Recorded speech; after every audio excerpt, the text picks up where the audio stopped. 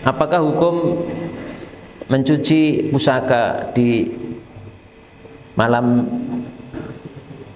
satu suro? Apakah termasuk kesyirikan? Mencuci pusaka atau senjata di malam tahun baru Islam, ya kan malam satu suro kan berarti malam tahun baru Islam toh. Kalau sekedar mencuci, membersihkan senjata, pusaka, sekedar itu, maka boleh. Lah syiriknya di mana? Ada syiriknya. Saya punya samurai. Pas malam tahun baru kan ya Muharram kan tahun baru gitu. Tahun baru ini wong Islam kan Muharram. Satu Muharram. Malamnya saya bersihkan, saya cuci. Saya bersihkan, setahun nggak dicuci apa? Boleh enggak? Ya boleh, cuma mencuci pusaka enggak boleh. Mencuci senjata. Ya pusaka kan macam-macam, enten keris, enten apa?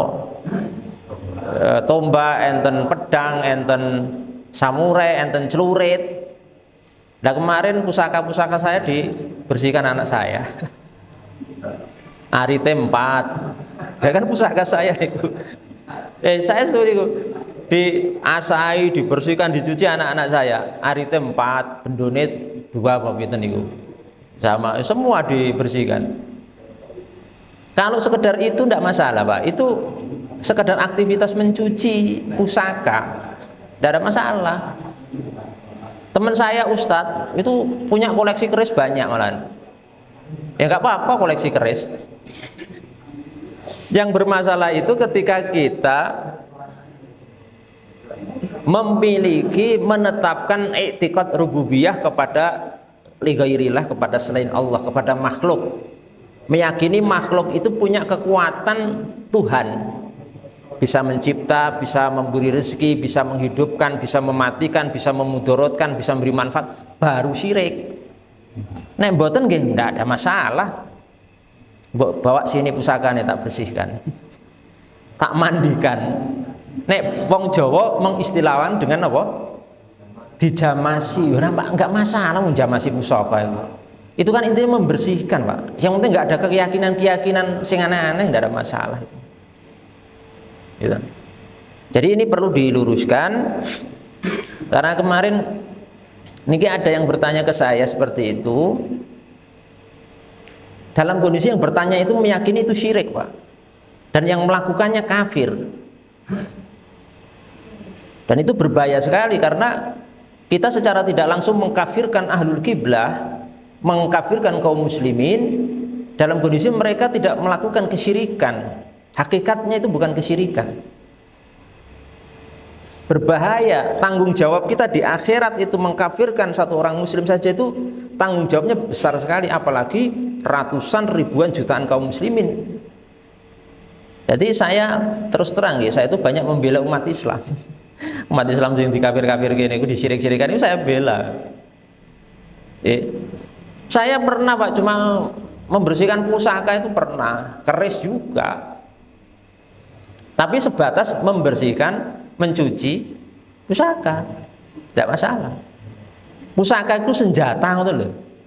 Jangan sampai nek sing dibersihkan keris syirik, nek sing dibersihkan samurai mboten syirik. Lah podo niku podo senjatane kok iso beda niku piye? Nek sing dibersihkan keris syirik, nek sing dibersihkan AK-47 atau M16 senjata otomatis jadi mboten syirik. Loh, podo-podo senjata kok ini syirik itu ndak syirik, itu kan ndak masalah. Bermasalah berarti ini. Ya. Sebatas itu tok nggih, mboten enten keyakinan lain.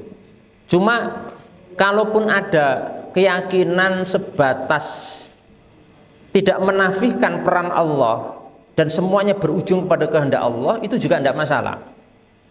Sekarang kula tanglet panjenengan sing menyembuhkan penyakit niku sinten? Hah? Sinten? Allah. Tapi kok jenengan nek sakit kok pergine ke dokter? Loh, katanya sing menyembuhkan Allah, kok nek sakit pergi ke dokter. Sing menyembuhkan sinten? Allah. Kok jenengan malah ke apotek beli obat? Mbok enten ngomah wae minta kepada Allah disembuhkan, nggak usah ke dokter. Napa niku syirik? Ndak. Karena itu hanya menetapkan sebab, Pak. Kita mengambil sebab, yang sebab itu diciptakan oleh Allah Subhanahu wa taala, dan dalam kondisi ketika kaum muslimin ke dokter, kaum muslimin beli obat, niku bukan berarti menjadikan dokter sebagai Tuhan, menjadikan obat sebagai Tuhan, tapi tetap meyakini kesembuhan itu di kehendak Allah Subhanahu wa taala, dan dokter obat niku hanya sebagai wasilah perantara sebab yang menyebabkan kita sembuh dengan izin Allah. Tentu. Paham betul niki? Jadi ahlu sunnah niku menetapkan sebab akibat. Dalam bahasa kerennya hukum kausalitas, sebab akibat. Paham nggih? Jenengan lapar, terus jenengan kenyang karena makan. Ketika ditanya, yang mengenyangkan sinten? Allah Subhanahu wa taala. Tapi ketika kita ditanya, kita menyampaikan, wah saya kenyang. Kenapa? Makan mie ayam 3 mangkok. Loh, yang mengenyangkan Allah, bukan mie ayam. Tapi kenapa kita mengucapkan seperti itu? Bukan berarti menjadikan mie ayam sebagai Tuhan, tapi hanya sebagai sebab. Sebab yang berujung kepada ketentuan Allah Subhanahu wa taala kita kenyang. Matan. Lah, hal-hal seperti ini Bapak Ibu sekalian jamaah tidak terucap oleh lisan-lisan kaum muslimin, karena sudah dimaklumi umat Islam itu meyakini semuanya berujung kepada kehendak Allah Subhanahu wa taala. Misalnya masalah perakiraan cuaca, hujan itu prosesnya terjadinya bagaimana? Sebabnya penguapan air laut, kemudian nanti menguap jadi awan, kemudian diterbangkan angin. Setelah itu apa? Turun hujan. Yang menurunkan hujan sinten? Allah. Tapi proses itu merupakan sebab. Bukan berarti proses ini kemudian berdiri sendiri di luar kehendak Allah. Tidak mungkin. Jadi ketika kula jenengan mengatakan saya sembuh ke dokter itu, saya sembuh minum obat ini, saya si fulan mati ketabrak mobil, yang mematikan sinten? Allah. Kok ngomongnya yang mematikan apa? Mobil. Niku bukan syirik, karena niku ada sesuatu kata yang sebenarnya tidak disampaikan karena sudah dimaklumi bahwa yang mematikan secara hakiki itu sinten? Allah Subhanahu wa taala.